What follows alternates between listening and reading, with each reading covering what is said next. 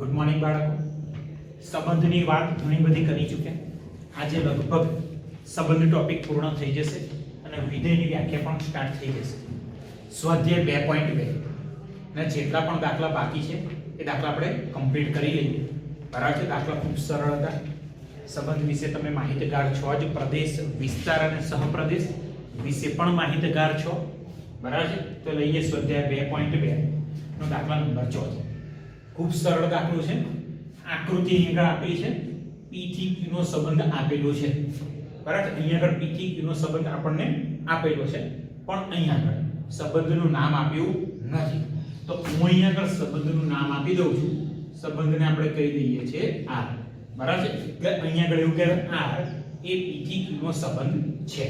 અને કંઈક આગળ લખવું હોય તો આપણે આવું લખી શકીએ.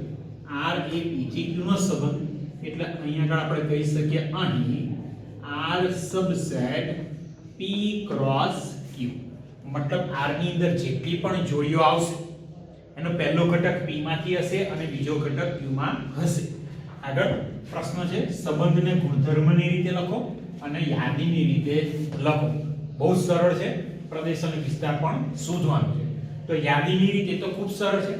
P ની અંદર ટોટલ 3 ઘટક છે 5 6 અને 7.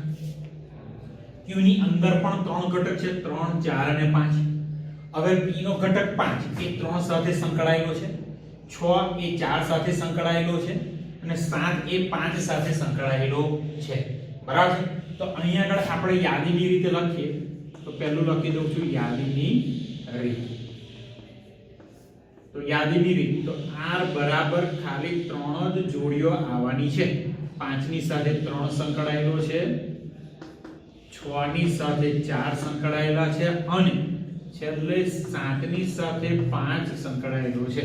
આ થઈ ગયું યાદીની. હવે આપણે વાત કરીએ ગુણધર્મની રીત. તો ગુણધર્મની રીતમાં તમે જોઈ શકો છો દરેકે દરેક પેર, દરેકે દરેક જોડ માંથી એક ગુણધર્મ શોધી લો. હું R બરાબર આવું તો લખી દઉં x અને y સચ છે. હવે જો y x કરતા કેવો છે 2 જેટલો ઓછો છે એટલે y બરાબર 3 તો x બરાબર 5. એટલે અહીંયા લખવું હોય તો આવું લખી શકાય y બરાબર x ઓછા 3. ચેક કરી લઈએ. બરાબર છે. x ની જગ્યાએ હું 5 લઉં તો 5 ઓછા 3 સોરી 5 ઓછા 2 2 જેટલો ઓછો છે તો 5 ઓછા 2 તો y મળી ગયા 3. x બરાબર 6 લઉં તો 6 ઓછા 2 એટલે y બરાબર 4 મળ્યા અને x બરાબર 7 લઉં તો 7 ઓછા 2 એટલે y બરાબર મળી ગયા 5. અહીંયા આગળ આપણે લખવું પડે કે x એ p માં છે અને y એ q ની અંદર છે. તો આ થઈ ગયું આપણે ગુણધર્મની રીત. આગળ પ્રશ્ન છે પ્રદેશ અને વિસ્તાર શોધો. તો R નો પ્રદેશ, R નો પ્રદેશ એટલે એને કહેવાય ડોમેન ઓફ R. બરાબર છે. R ની અંદર જેટલી પણ પેર છે એનો પહેલો ઘટક, તો પહેલો ઘટક એટલે આવશે 5 6 અને 7 એટલે કે ગણ P પોતે. આગળ વાત છે R નો વિસ્તાર પણ શોધો. તો અહીંયા આગળ લખી દો R નો વિસ્તાર. R નો વિસ્તાર એટલે રેન્જ ઓફ R બરાબર રેન્જ. બરાબર છે. બીજો ઘટક 3 4 અને 5 એટલે અહીંયા આગળ થઈ ગયા 3 4 અને 5. આ થઈ ગયો R નો વિસ્તાર. પણ આના બરાબર આપણે Q પણ લખી શકીએ કારણ કે Q માં 3 જ ઘટક છે. એટલે આ આપણો દાખલો કમ્પ્લીટ થઈ ગયો. સ્વાધ્યાય 2.2 નો દાખલા નંબર 4. બહુ સહેલો હતો. આગળ વાત કરીએ 2.2 નો પાંચમો દાખલો. સારો છે. ગણ A બરાબર આપેલા છે 1 થી 6. ગણ A બરાબર આપ્યા છે 1 થી 6. બરાબર છે. સંબંધ બહુ સારી રીતે ડિફાઇન કર્યો છે. સંબંધો આપેલો છે AB નામની પેર. બંને ઘટકો A માં હોવા જોઈએ. મતલબ A અને B ની કિંમત કઈ કઈ શક્ય છે. તો A અને B ની કિંમત 1 2 3 4 અને 6. 5 નથી, ધ્યાન રાખજો. 1 2 3 4 અને 6 આ પૈકી કોઈ આવી શકે. બરાબર. 5 7 0 એવી આવી શકે નહીં. અહીં આગળ આપ્યું છે B એ A વડે વિભાજ્ય છે. એટલે બીજો ઘટક એ A વડે વિભાજ્ય છે. મતલબ બીજા ઘટકને તમે પહેલા ઘટક વડે ભાગી શકો. બીજા ઘટકને પહેલા ઘટક વડે ભાગી શકો. વાત કરું છું આપણે તે રીતે સંબંધ R આપેલો છે. યાદીની રીતે લખવાનું, પ્રદેશ અને વિસ્તાર પણ લખવાનું છે. ચાલો જોતા રહેજો. સંબંધ R લખી દઉં છું.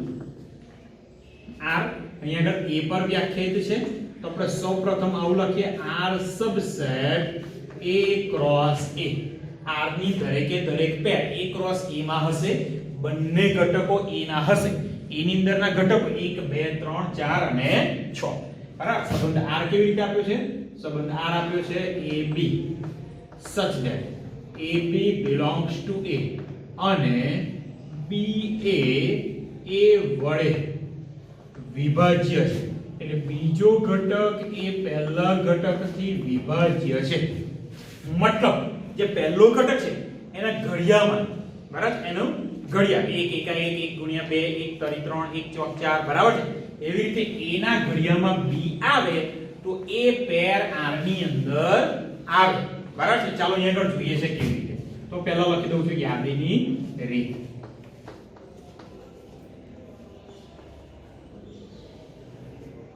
તો અહીંયા આગળ R, ચાલો ગણ આપેલો છે એમાં A ની જગ્યાએ હું ફિક્સ કરી દઉં છું 1. A ની જગ્યાએ હું લખું છું 1. તો B એ A વડે વિભાજ્ય છે. તો B બરાબર ઘટકો છે 1 2 3 4 અને 6. બરાબર. B માટે આટલી શક્યતા છે. અત્યારે હું ફિક્સ કરું છું A બરાબર 1. તો B એ 1 વડે વિભાજ્ય, તો 1 એ 1 વડે વિભાજ્ય થાય. મતલબ કે 1 ના ઘડિયામાં આ બધા આંકડા આવે તો કે 1 1 1 1 2 1 તરી 3 1 ચોક 4 અને 1 ગુણ્યા 6 તો 6. 1 ના ઘડિયામાં બધા જ આંકડા આવવાના છે. મતલબ આ બધા જ આંકડા એ 1 વડે વિભાજ્ય થાય. તો પહેલી પેર 1 એ 1 વડે વિભાજ્ય છે. 1 એ 1 વડે વિભાજ્ય છે. બીજી પેર 2 એ 1 વડે વિભાજ્ય. તો A એટલે 1 અને B બરાબર 2, A બરાબર 1 3, પછી આગળ આવશે 1 4 1 6, બરાબર છે. 1 ના ઘડિયામાં બધા આંકડા. હવે A ની જગ્યાએ હું ફિક્સ કરી દઉં છું 2. તો 2 ના ઘડિયામાં કોણ આવે? તો 2 એકા 2. તો 2 એ 2 વડે વિભાજ્ય થાય. પછી 4 એ પણ 2 વડે વિભાજ્ય થાય. એટલે અહીંયા આગળ આવશે 2 4. B તરીકે 6 એ પણ 2 વડે વિભાજ્ય થાય. તો આવશે 2 6, બરાબર. એ તરીકે મેં 2 ફિક્સ કરી દીધા. હવે A ની જગ્યાએ હું ફિક્સ કરું છું 3. તો અહીંયા આગળ 1 2 3 4 અને 6 એમાંથી કયો ઘટક એ 3 વડે વિભાજ્ય થાય? એટલે કે 3 ના ઘડિયામાં કોણ આવે? તો 3 ના ઘડિયામાં 3 આવે અને 6 આવે. તો A તરીકે તો 3, B તરીકે 3, A તરીકે 3, B તરીકે 6. A બરાબર 1 2 3 ની વાત થઈ ચૂકી. હવે A બરાબર આપણે વાત કરીએ છે 4. A બરાબર 4 ફિક્સ કરી દઉં. તો 1 2 3 4 6 એ પૈકી 4 વડે વિભાજ્ય કોણ? તો આમાંથી 4 વડે વિભાજ્ય માત્ર એક જ ઘટક છે, 4 પોતે. અહીંયા આગળ પછીની પેર આવશે 4 4, બરાબર છે. અને છેલ્લે અહીંયા આગળ 6 લઈએ તો 6 વડે કોણ વિભાજ્ય? તો 6 વડે માત્ર 6 વિભાજ્ય થાય. તો આ થઈ ગયું સંબંધ R. એને આપણે લખી દીધો યાદીની રીત. હવે આગળ પ્રશ્ન છે પ્રદેશ અને વિસ્તાર પણ લખો. તો અહીંયા આગળ લખું છું R નો પ્રદેશ. R નો પ્રદેશ એટલે ડોમેઇન ઓફ R. તો R નો પ્રદેશ એટલે માત્ર પહેલો ઘટક લખવાનો છે. પહેલો ઘટક 1, બરાબર છે. પછી આગળ 2 3 4 અને 6. તો R નો પ્રદેશ મળી ગયો 1 2 3 4 અને 6. આગળ R નો વિસ્તાર પણ લખવાનો છે. તો અહીંયા લખી દઉં R નો વિસ્તાર. R નો વિસ્તાર એટલે રેન્જ ઓફ R. એટલે જે બીજો ઘટક છે એનાથી જે કણ બને એ બીજો ઘટક 1 2 3 4 6. 1 2 3 4 અને 6. આગળ જો 2 ઓલરેડી આવી ગયો છે. 4 6 એ પણ આવી ગયા છે. 3 6 એ પણ આવી ગયા. 4 6 એ પણ આવી ગયા. તો આ થઈ ગયો R નો પ્રદેશ અને R નો વિસ્તાર. ખૂબ સરળ દાખલો હતો. એના જેવો જ બીજો એક દાખલો લઈએ છે પણ કદાચ એના કરતા સરળ છે. સ્વાધ્યાય 2.2 નો છઠ્ઠો દાખલો. સંબંધ R આપ્યો છે. એની અંદર ક્રમયુક્ત જોડી હવે જુઓ. x અને y નથી. x અને y નથી પણ ક્રમયુક્ત જોડીનો પહેલો ઘટક x છે. બીજો ઘટક x + 5 છે અને પાછું આપ્યું છે x belongs to 0 to 5.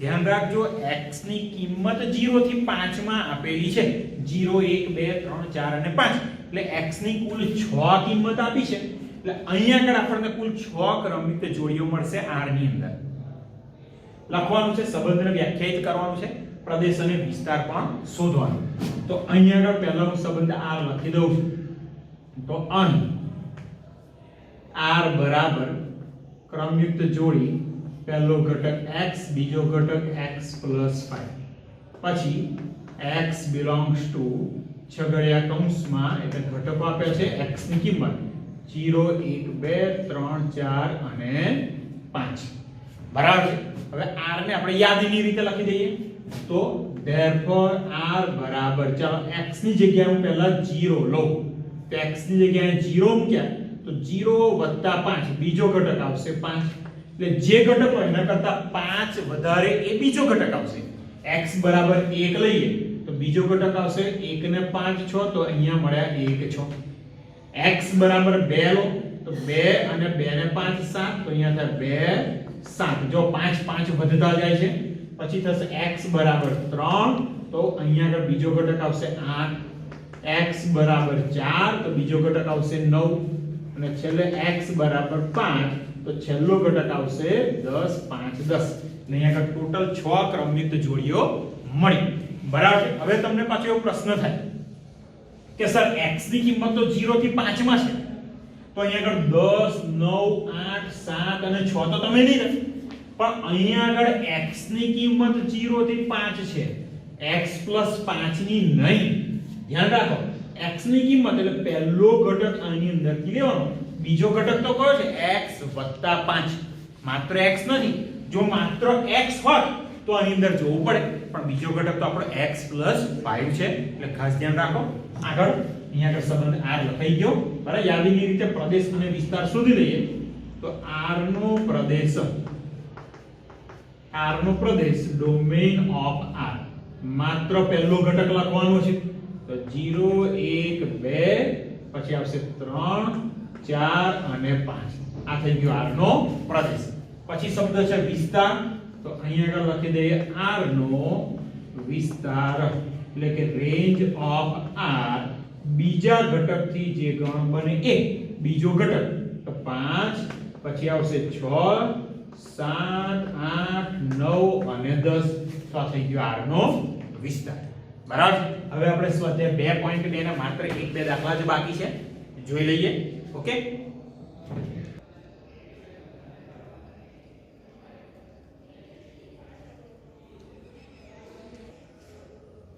ચાલો સ્વાધ્યાય 2.2 ના બીજા 1-2 દાખલા બાકી છે એ કમ્પ્લીટ કરી દઈએ બરાબર છે અને સંબંધ પછીનો ટોપિક વીકે એની વ્યાખ્યા જોઈશું આજે ઓકે ચાલો સંબંધ આપેલો છે સ્વાધ્યાય 2.2 નો 7મો દાખલો છે સંબંધ r આપ્યો છે x અને બીજો ઘટક છે x ની 3 ઘાત એટલે જે પહેલો ઘટક લેશો તો બીજો ઘટક આવશે એની 3 ઘાત દાખલા તરીકે x બરાબર 5 હોય તો અહીંયા 5 ની 3 ઘાત એટલે કે 125 x અવિભાજ્ય સંખ્યા છે શરત આપેલી છે x અવિભાજ્ય સંખ્યા છે અને 10 કરતા નાની x is less than 10 તો x એ 10 કરતા નાની અવિભાજ્ય સંખ્યા છે પ્રશ્ન છે માત્ર યાદીના સ્વરૂપમાં લખવાનું છે તો સૌપ્રથમ x ની કઈ કિંમત શક્ય છે 10 થી નાની અવિભાજ્ય સંખ્યા કઈ તો 10 થી નાની અવિભાજ્ય સંખ્યા કદાચ તમને ખ્યાલ હોય બરાબર છે તો 10 થી નાની અવિભાજ્ય સંખ્યા એક ના આવે એક તો તટસ્થ છે તો 2 આવશે 2 પછી આવશે 3 3 પછી આવશે 5 બરાબર છે આગળ 6 એ તો વિભાજ્ય થઈ ગઈ 7 અવિભાજ્ય 8 વિભાજ્ય 9 એ પણ વિભાજ્ય એટલે x બરાબર આપણને કુલ 4 કિંમતો મળી તો અહીંયા આગળ સંબંધ r લખવો હોય તો સંબંધ r બરાબર શું લખાશે તો સંબંધ r ની પહેલી કિંમત x અને બીજી કિંમત છે x ની 3 ઘાત એટલે 2 ની 3 ઘાત પછી 3 અને 3 ની 3 ઘાત પછી આવશે 5 5 ની 3 ઘાત અને પછી આવશે 7 અને 7 ની 3 ઘાત હવે અહીંયા આગળ 3 ઘાત ને આંકડાકીય સ્વરૂપમાં લખવું હોય તો 2 3 ની ઘાત આવે 8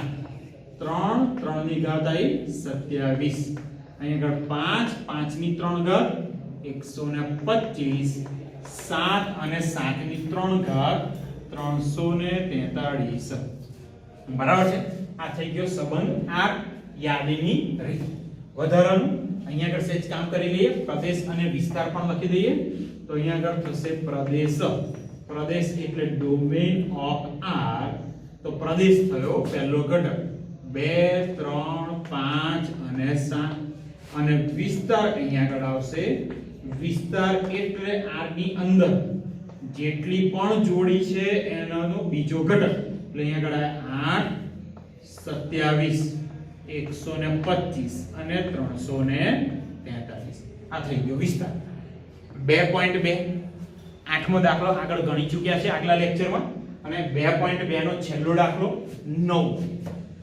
r એ z પર વ્યાખ્યાયિત છે r એ z પર વ્યાખ્યાયિત છે તો અહીંયા આગળ પહેલી લીટી લખી દઉં r એ z પર વ્યાખ્યાયિત છે એનો મતલબ થયો r subset z cross z એટલે અહીંયા આગળ r ની અંદર જે પણ ઘટકો આવશે જે પણ જોડીઓ આવશે એના બંને ઘટક z માંથી આવશે આગળ a b r ની અંદર પેર આવશે શરત છે a b બંને પૂર્ણાંક છે અને અહીંયા આગળ શરત a b પૂર્ણાંક છે હવે અહીંયા આગળ a અને b બંને પૂર્ણાંક છે તો a b પૂર્ણાંક આપણે જાણીએ છીએ કોઈ પણ બે પૂર્ણાંક લો તો એની બાદબાકી પણ હંમેશા પૂર્ણાંક મળશે દાખલા તરીકે 5 અને 3 તો 5 ઓછા 3 2 પૂર્ણાંક થયા a બરાબર -2 b બરાબર 1 તો -2 -1 -3 પૂર્ણાંક થાય 0 -5 તો આન્સર આવે -5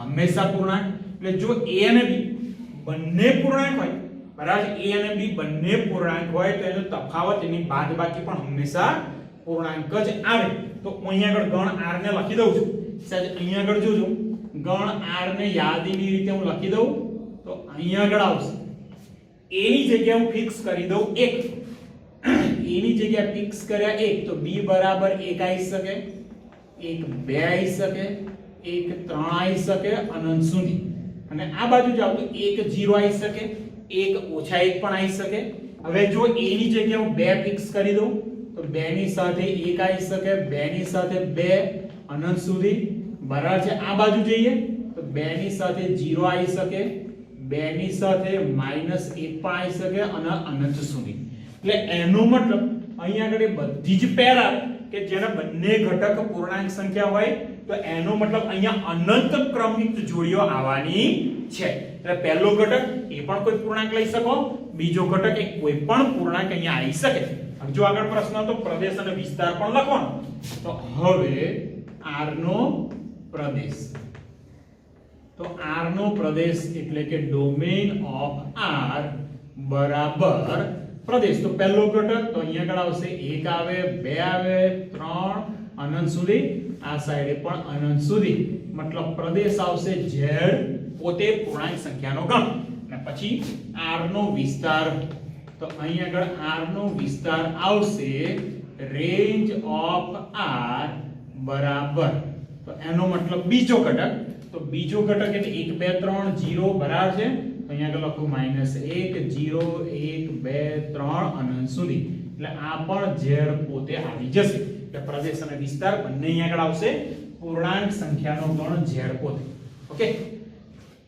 હવે સંબંધ ટોપિક પૂર્ણ બહુ જોરદાર ટોપિક છે અને એ છે વિધેય બરાબર છે ખાસ તમારે ધ્યાન રાખવું જ પડશે અહીંયા આગળ બરાબર છે અરિક્ત ગણ એની વ્યાખ્યાથી શરૂઆત કરીએ આજે વિધેય વિશે થોડીક જ વાત કરીશું કાલે વધારે વાત કરીશું અરિક્ત ગણ a અને b માટે પહેલો શબ્દ છે અરિક્ત ગણ બરાબર છે બે ગણ આપેલા છે બંને અરિક્ત હોવા જોઈએ અરે એટલે પહેલી શરત બે ગણ a અને b જે અરિક્ત હોવા જોઈએ માટે સંબંધ f ધ્યાન રાખો અહીંયા સંબંધને વ્યાખ્યાયિત કર્યું છે અત્યાર સુધી સંબંધ r લખતા હતા અહીંયા લખ્યું છે f સંબંધ f દ્વારા ગણ a ના પ્રત્યેક ઘટકને સંકર ગણ A એનો પ્રત્યેક ઘટક, શબ્દ સાંભળજો, પ્રત્યેક ઘટક એટલે કોઈ પણ ઘટક બાકી રહેવો જોઈએ નહીં. બરાબર છે. A અને B અરિક્ત તો હોવા જ જોઈએ. ગણ A નો પ્રત્યેક ઘટક એટલે A નો એક પણ ઘટક બાકી રહેવો જોઈએ નહીં. તો A ના પ્રત્યેક ઘટકને સંગત ગણ B માં અનન્ય પ્રતિબિંબ મળે. બરાબર, એટલે ગણ A નો દરેકે દરેક ઘટકની સાથે B નો અનન્ય ઘટક સંકળાયેલો હોવો જોઈએ. તો આ સંબંધ F ને A થી B નું વિધેય કહે છે.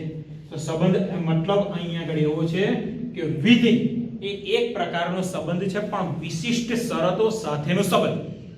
વિધેય એ ઇનડાયરેક્ટલી સંબંધનો જ એક ભાગ છે પણ એમાં એક વિશિષ્ટ શરત આવે. સંબંધ F બરાબર છે અને A થી B નું વિધેય ક્યારે કહેવાય? તો A અને B પહેલા તો અરિક્ત ગણ હોવા જોઈએ, પહેલી શરત. બીજી શરત, A નો દરેકે દરેક ઘટક સંકળાયેલો હોવો જોઈએ. જો A નો એકાદ ઘટક પણ સંકળાયેલો ન હોય, A નો એકાદ ઘટક પણ સંકળાયેલો ન હોય તો એને વિધેય કહેવાય નહીં.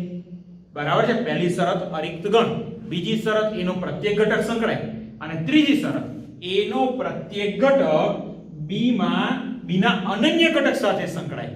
A નો પ્રત્યેક ઘટક B ના અનન્ય ઘટક એટલે A ની અંદર દાખલા તરીકે ઘટક 1 છે તો 1 એ B ના કોઈ ઘટક A સાથે સંકળાયો એટલે કે 1A બરાબર 1A ક્રમિક જોડ 1A એ F માં આવી તો 1 એ A સિવાય બીજા કોઈ સાથે જોડાઈ શકે નહીં. બરાબર, 1 A સાથે જોડાય તો 1 એ B સાથે જોડાય તો એને વિધેય કહેવાય નહીં. 1 એ અનન્ય ઘટક B ના અનન્ય ઘટક સાથે સંકળાય તો એને A થી B નું વિધેય કહેવાય. અને ખાસ A થી B ના વિધેયનો સંકેત F બે ટપકા કર્યા છે A પછી એરો અને B બોલાશે શું આને F from A to B. F from A to B આવું કંઈક બોલાશે. ચાલો અહીંયા ધ્યાન આપો.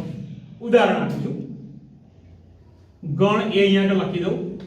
ગણ A બરાબર 1 2 3 અને 4. ગણ B બરાબર અહીંયા આગળ લખું છું A B C D બરાબર 4 ઘટક. હવે હું આગળ કેટલાક F લખું છું, કેટલાક સંબંધ લખું છું.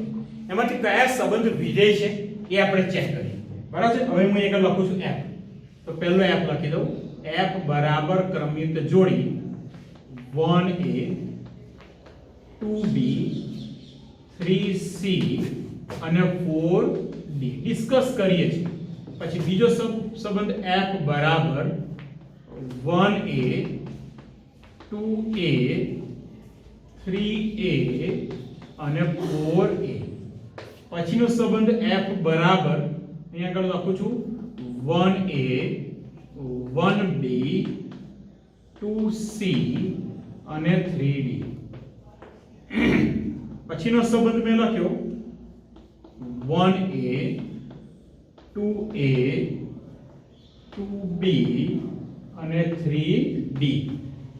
બરાબર છે. આ ચાર સંબંધ છે. આમાંથી કયું વિધેય છે એ આપણે ચેક કરીએ. તો વિધેયની વ્યાખ્યાને ખાસ પકડી રાખીએ. અરિક્ત ગણ તો A અને B અરિક્ત ગણ છે, પહેલી શરતનું પાલન થઈ ગયું. A અને B અરિક્ત ગણ છે એટલે પહેલી શરતનું પાલન થઈ ગયું. બીજી શરત A નો દરેકે દરેક ઘટક B ના કોકની સાથે જોડાવો જોઈએ, મતલબ A નો ઘટક જોડાવો જોઈએ. A નો દરેક ઘટક જોડાવો જોઈએ. તો અહીંયા આગળ A ના ચાર ઘટક છે. પહેલું છે એમાં જોઈએ એક એ કોકની સાથે જોડાય, B 2 3 અને 4. ચારે ચાર ઘટક કોકની સાથે જોડાય છે. શું ચારે ચાર ઘટક એક જ ઘટક સાથે જોડાય છે? ચેક કરીએ. તો એક A સાથે જોડાયો. શું એક બીજા કોઈ સાથે જોડાય છે? ચેક કરીએ. તો બીજી પેર મળતી નથી એટલે એક એ અનન્ય ઘટક A સાથે જોડાય છે. તેવી જ રીતે 2 એ અનન્ય ઘટક B સાથે, 3 એ અનન્ય ઘટક C સાથે અને 4 એ અનન્ય ઘટક D સાથે જોડાય છે. પહેલી શરતનું તો દરેકમાં પાલન થઈ જવાનું, બીજી શરતનું પણ પાલન થાય છે. દરેક ઘટક અને અનન્ય ઘટક સાથે જોડાય છે.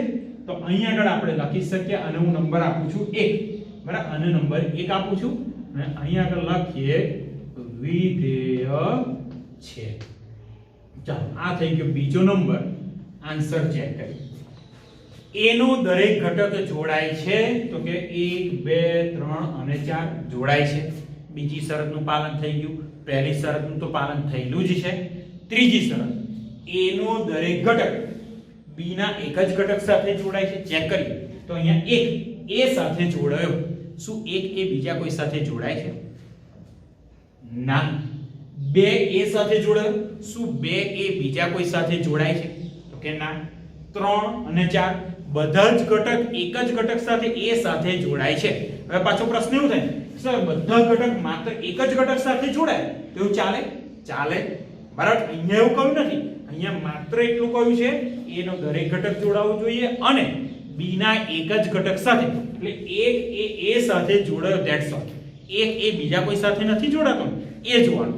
જો એક a બીજા કોઈ સાથે જોડાય તો તકલીફ થાય, પણ અહીંયા આગળ એવું નથી. એટલે અહીંયા આગળ a ના દરેક ઘટક જોડાય અને અનન્ય ઘટક સાથે જોડાય તો અહીંયા આગળ આપણે લખી શકીએ આ પણ વિધેય છે. પછી ત્રીજો નંબર આ પણ સરળ છે. ચેક કરીએ. બરાબર છે. અહીંયા આગળ a ના દરેક ઘટક જોડાય છે. ચેક કરો તો 1 જોડાય છે, 2 જોડાય છે, 3 જોડાય છે, 4. ઓ 4 તો જોડાતો જ નહીં. a નો દરેક ઘટક અહીંયા આગળ જોડાતો જ નથી તો 4 અહીંયા આગળ જોડાતો નથી તો વિધેય નથી. બીજું કારણ, એક એ બે ઘટક સાથે જોડાય છે. એક a સાથે પણ જોડાય છે અને એક a b સાથે પણ જોડાય છે. એટલે એકના પ્રતિબિંબ કેટલા મળ્યા? 2. તો એ ના ચાલે. તો અહીંયા આગળ આપણે લખી શકીએ વિધેય નથી. એટલે અહીંયા આગળ બે કારણ થયા. એક તો 4 જોડાતો નથી અને એક એ બે ઘટક સાથે જોડાય છે. અને છેલ્લું તો ચોથો મુદ્દો, f બરાબર 1a 2a 2b 3d. તો અહીંયા આગળ પણ જુઓ 4 એ કોઈની સાથે નથી જોડાતો પણ 2 એ પણ પાછા બે ઘટક સાથે જોડાય. તો બે વસ્તુ અહીંયા આગળ ખામી થઈ. એક તો a નો એક ઘટક કોઈની સાથે જોડાતો નથી. બીજું a નો એક ઘટક બે ઘટક સાથે જોડાય છે. તો અહીંયા પણ આવશે વિધેય નથી. બરાબર છે. એટલે વિધેય છે કે નહીં એના માટે તમારે આટલું બધું ચેક કરવું પડે. એક તો અરિક્ત ગણ, બીજું a નો દરેક ઘટક જોડાવવો જોઈએ, a નો દરેક ઘટક b ના એક અને માત્ર એક જ ઘટક સાથે જોડાવવો જોઈએ. ઓકે, આજે અહીંયા સુધી રાખીએ. નેક્સ્ટ લેક્ચરમાં વિધેય વિશે કેટલીક આગળ ચર્ચા કરીશું. ઓકે.